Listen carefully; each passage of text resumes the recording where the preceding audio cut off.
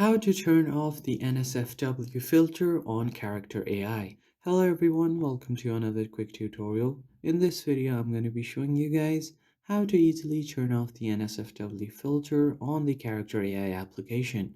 But before we get started, make sure to head down below to give this video a like and subscribe to the channel. Also turn on the bell icon so you don't miss out on any new videos. Let's begin. So the first thing you want to do is open up your Character AI application and then log into your account. If you don't have one, you can always create a new account. So in this case, what you want to do here is open up your Character AI, and unlike other application, there is no direct way to turn off the NSFW content. So you just have to open up a chat with any of your character and just simply tell them to turn off the NSFW filter.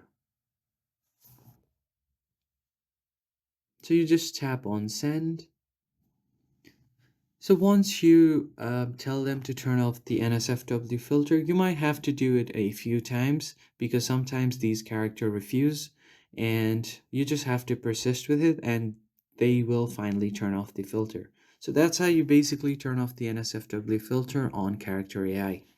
If you found this helpful, hit the like, share, and subscribe button. I will see you guys on the next one.